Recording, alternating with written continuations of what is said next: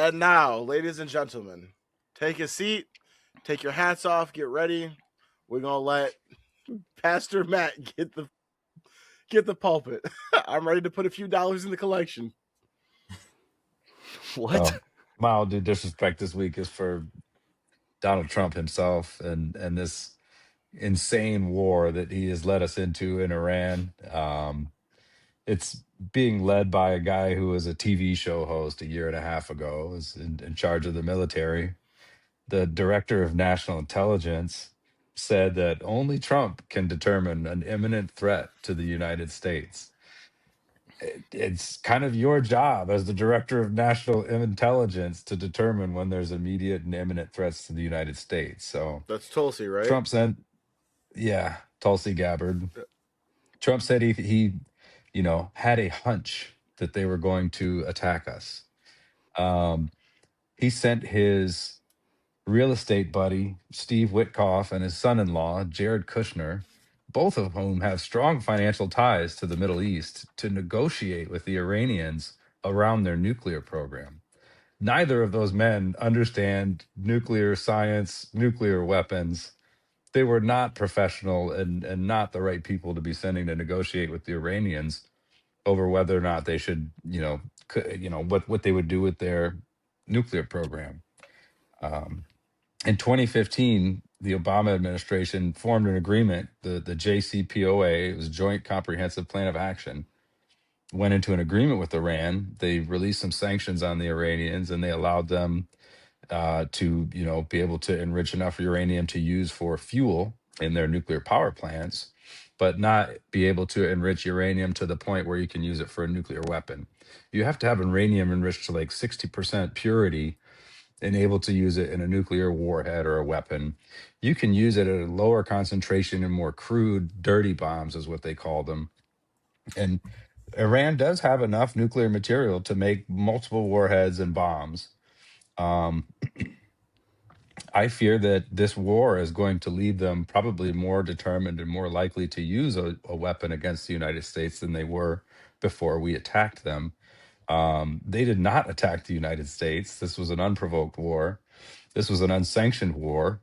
Congress is supposed to have the power to levy wars and move the military around the world. And the president has just completely overstepped that authority, and Congress has no spine and is not standing up and taking the wheel of this operation. They shouldn't have allowed it to begin in the first place. But there's so much incompetence at play here, and I'm trying to be objective about this too as I can. It's no secret of where I kind of sit as far as my opinions, but it's more likely that they can probably strike us with a shipping container. The Iranians could send just one shipping container. There's 2 ports in the United States that they don't sort the shipping containers at sea. Most of them, the stuff is sorted and inspected out on the ships. In New York and Houston, they bring the cargo on land, and then they inspect it. So they could send a dirty bomb to New York, to Houston, on a shipping container, and it would just be one shipping container in the midst of millions that get sent every day, to the United States and internationally. And they're probably going to be more motivated to do that than they were earlier. Additionally, what's causing all the gas prices to go up is the Strait of Hormuz is a small waterway off the coast of Iran where 30% of the world's oil goes through there. So basically, what we've done by starting this war is we've starved off most of the oil going to Southeast Asia, to India, to China, and we and get this, Iran is also a huge oil producing country. So we went to war with Iran. We're bombing Iran in the middle of it. Iran's oil was under sanctions that the US imposed. So that means that if any country bought that oil on the open market and paid US dollars for it, because all oil in the world is traded in US dollars, regardless of where you are. And if someone paid US dollars for that oil, the US would hit them with sanctions because that oil was under those sanctions by us. So anybody else that bought it would be penalized. We're bombing them. We released sanctions on $14 billion worth of their oil. And so they had this oil just floating at sea. They couldn't sell it because no one would buy it. We released the sanctions on them to ease the oil prices so Trump can avoid the political pressure of the high prices at the pump. So in order to fund your opponent's war chest, you release these sanctions on this oil, and you allow them to get all this money that was sitting there unavailable to them, and then just in order to try to save Americans 5 cents a gallon at the pump. And it's such a short-term fix, but just the ineptitude of it. It's like, how are you at war and letting your opponent fund their own war chest? It's just incredibly incompetent. And additionally, we're on the wrong side of the costs of this war. The Iranians have built all these drones. They range from $20,000 to $50,000 in cost. They can make them very cheaply and very quickly. They have thousands of them, and they can arm them very easily with a bomb, and they can send them into Saudi Arabia. They can send them to Israel. They can send them to Dubai, and they can cause a lot of damage. They can blow up liquid natural gas fields. They can blow up energy infrastructure. They can blow up water infrastructure, and we are shooting them down. And the Gulf allies, our Gulf allies, are shooting them down with these THAAD interceptor missiles that cost $4 million a piece. These drones cost $20,000 to $50,000. So they're launching something at us that costs 20 grand, and we're shooting it down with something that is costing the American taxpayers $4 million. This war is costing $1 billion a day. They just went to Congress to ask for $200 million more on top of the $1.1 trillion that is already in the defense budget every year. $1.1 trillion is what we spend on the military every year, and they need another $200 million to fund this war. $200 million they're asking for, and the Secretary of Defense says it takes money to kill bad guys.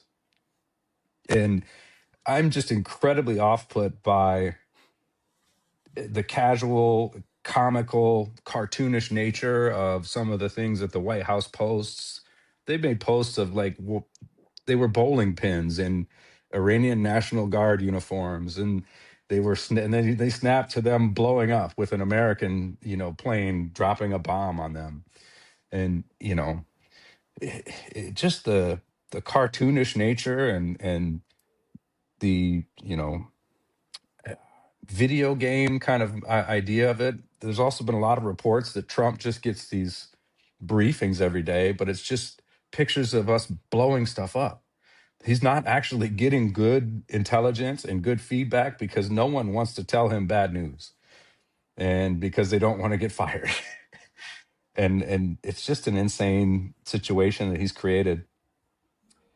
On top of that, there's also tons of insider trading happening. About a week ago, there were $580 million, over $500 million in trades in oil futures and the S&P 500 that took place 16 minutes before a Truth Social post that there were negotiations taking place between the US and Iran, and talks were going well. So what do you think the markets are going to do that day? They're probably going to go up. The oil's probably going to go down and ease the pressure on that, and the market's probably going to go up. So you short oil and say that's going to go down, and you float the market and the S&P, and you make money in both sides. His inside circle probably made $1 billion plus that day in profits. So while they're creating suffering for everyone in the world, creating inflation, which is the number one thing that Americans voted against, we were pissed of the cost of eggs. We're pissed of the price of gas. We're pissed about the price of housing, and everything that this administration has done since they've taken office has done nothing to resolve that or relieve that. And in fact, it's increased the pressure on every inflationary metric that we look at. So, and now he said today that he's willing to end the campaign even if the Strait of Hormuz remains closed. Now he said that all of the allies need to come clean up the mess that he's created.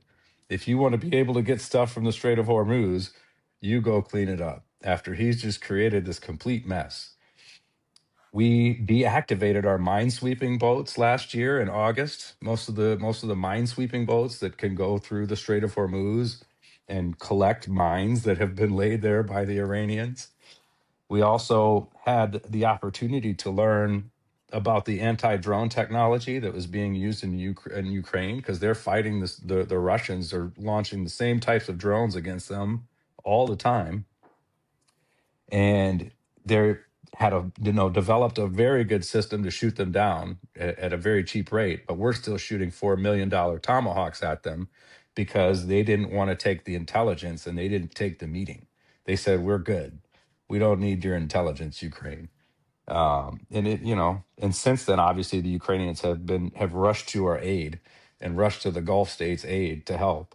So shout out to the Ukrainians, fighting the good fight and defending democracy. Is It seems like our own president is doing everything he can to bring it down from the inside. But and like I said, just the statement that you're willing to leave the strait closed and walk away from this, um, you know, conflict that you've created is an admission of defeat. I mean, we went to war and we're blinking first, y'all. I mean, that's what's happening. So I just dumped a lot of information, and I think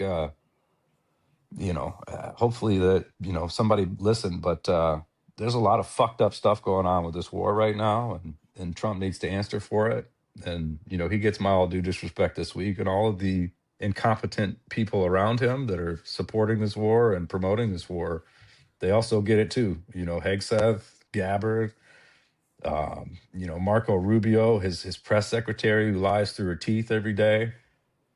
All of these people are just lying to us every day, and we need to unite against these billionaires. And Toph, we need you in the fight. I know a lot of people don't feel represented by our government, and I understand that. A lot of people, don't want to vote. Half of Americans don't vote. Half. Mm-hmm. That's crazy. So we got a lot of people sitting on the sidelines that I know don't want to see continue to happen what's happening right now. And you don't need to be super engaged. You don't need to watch talk shows every day, but pay attention and just tune in a little bit to what's going on and what's happening, because you have a voice, you have power. The people shouldn't fear the government. The government should fear the people. Yeah, And that's the way our democracy is set up. this administration feels like a whole lot of it's like a UFC fighter or a boxer or something that's like getting ready for their big fight, their headline fight, and their entire corner is just yes manning them. They're not helping or giving any constructive criticism. They're not offering expert opinions in their specific departments. They're just like, well, whatever this guy with the with the long ass parting declining hairline it says, I don't know. It just feels very I don't know. Not only that, they're Not telling that my them. hairline is great. I'm not trying to, I'm not trying Well, to they're punch down. also lying to them and telling them how great he is, That's and exactly it. Yeah, I mean, all the ass kissing yeah, and and that happens with any presidency to an extent. But to say for Tulsi, I've always had a lot of respect for Tulsi, but for her to be yeah, I'm not gonna initiate, or I'm not gonna be able to speak on. What did she say? I'm not gonna speak on if we have threats coming in or she said something. only Only Trump Trump. can determine what is a credible and immediate Yeah, threat to the United States. that's never been the way, and that should not That's be what the she way said to now. Yeah, Congress under that's so oath. stupid. Like, I hate that. I hate hearing that. And that's an example of what I'm trying to talk about. It's just that it's just a whole bunch of yes men, a whole bunch of people not trying to lose their jobs, a whole bunch of people not trying to do what he did in 2016, where he did an overhaul of his cabinet 3 times. But yeah, I don't know. well, and the way he's using social media is blatant market manipulation every single day. And he's also threatening to commit war crimes against the Iranian people. He's threatening to knock out their electricity plants. He's threatening to knock out their desalination plants. So it's just like, think of someone saying they're going to attack your drinking water. Yeah. Like, I mean, this is the type of stuff this man is saying. There's He's unhinged. there's only two things I want to add to it because I feel like you gave us really all the information we need. But you talk about the insider trading. This has happened basically the entire time when they had the tariffs to begin with, way back, and he lifted them temporarily. Yes. When he put them on, the market took a huge dip, and then people that had a lot of money were able to buy that dip, and then he Able buy. and then he Yep. lifted them. The market came back up. They made tons of money. Everybody made tons of money. It's also why all these regular people think, hey, Kalshi is great. We can go out there and basically bet with the stock market and all these different bets, and it's not regulated by the SEC. The reason that they're not going to do that is because all the billionaires are the ones cleaning up. The oil thing you're talking about, if I'm not mistaken, some of that happened on Kalshi, where the SEC is not going to investigate you for insider trading because it's just person-to-person betting. And so that's the Wild West, and they're exploiting the fuck out of that. The last thing I want to say with it is just the fact that, I don't know if you guys know, Trump had an address, State of the Union address tonight. One of the things he said is, Matt keeps talking about the Strait of Hormuz. If you're not able to get your oil from the Strait of Hormuz, come tap in with the U.S. We've got plenty of oil. If we have plenty of oil, why are gas prices so fucking high? Why is it over $8 a gallon in California if we have this surplus of oil that we can sell to everyone else? Well, and the thing that people don't realize is it's not just oil, guys. It's 20% of the world's helium goes through that strait. Something like 30% of the world's fertilizer goes through that strait. So once the fertilizer becomes more expensive, all of your bread, your soy, your corn, all the stuff that goes into everything is going to go up. In addition to that, diesel fuel is over $5. Where do you think every single thing that you buy in this world, how do you think it gets to the end destination that you buy it from? A fucking truck. And also, what do you think every fucking tractor on the world runs on? Diesel fuel. All of these things are going to compound, and every day the Strait of Hormuz remains closed to international traffic and international shipping. This stuff is going to compound and just continue to get worse for consumers all over the world. There's, people that have made a living in Southeast Asia, like Sri Lanka and Thailand, that, maybe they've been fishermen for generations. Diesel has never been $5 a gallon. They can't go to work now. They got to go, literally drive a rickshaw or, beg somebody for a job because they can't take their boats out because the diesel fuel is too expensive. They won't make money. It's crazy. Think of people door dashing for a living. Think of you spending $4 a gallon on gas when you're trying to run DoorDash all day. DoorDash ain't paying you extra. People ain't tipping you extra. Uber. Yeah. I mean, this is causing tremendous suffering, and the people in power, the people in control of it are profiting. I mean, this is the best analogy I can make is the fucking Yahoo at the Super Bowl that made a bet that there was going to be a streaker, and then he goes to the game and jumps on the field. I mean, if you're making a bet on things that you have complete control over, I mean, I just don't understand how everybody's not in the streets with pitchforks. But I guess a lot of people are. Shout out to No Kings protest. I mean, there are a lot of people in the streets with pitchforks and signs, and I think there's a reckoning coming. I really do. I think the Republicans that are allowing this are gonna get creamed. But they're also trying to steal the election. So if you don't have a passport, make sure you get your passport, or make sure you know where your birth certificate is, because they're trying to pass, this SAVE Act that's going to force, voter ID or birthright proof. They're going to get rid of voting by mail, which I vote by mail. Works great. Yeah. Hey, brother, I don't want to play you off like we're at the Oscars, but oh, it's fine. We got to cut it off. All right, I just want to save some time so we can get these questions of the weekend. But sir. I appreciate it's good to have someone come in and give us that kind of information to everyone that's listening. So thank you for that. Yeah, some crazy shit going